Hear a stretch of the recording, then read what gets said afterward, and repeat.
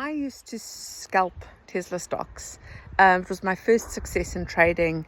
I'd trade about half an hour, 45 minutes after the open, and I trade for about an hour, maybe 2 hours, depending on how it went.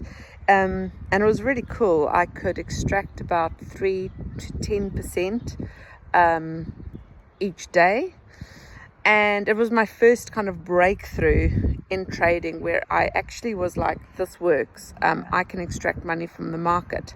But it made me realize a big problem with trading is that it is 90% psychology and mindset and behavior, because as good as my trading was, I always had this gremlin me turn up in the afternoon when I wasn't supposed to, and I would just out of control, without following any rules, just blow my profits. Or I'd have a string of 3 or 4 good days, and then the gremlin would be back and just out of control. Like if you look through my journal from the time, it's just on those days, it didn't follow rules, I just didn't do anything that I was supposed to do. And I couldn't contain this gremlin.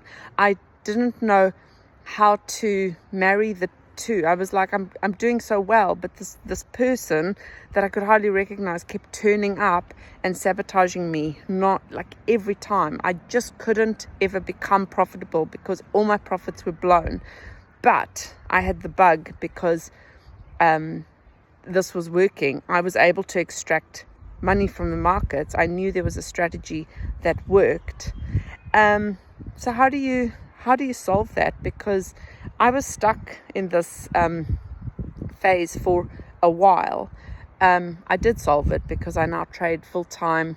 But the epiphany or the realization that this is actually 90% behavior, psychology, mindset. And if you can't get that under control, you're never going to be able to become profitable over the long term and be successful and actually do this as a career. So the psychology is so important. I can't sum up everything I did in this short video, but I kind of, in all my videos and all my material and content on my YouTube channel, I'm constantly just telling you what I did.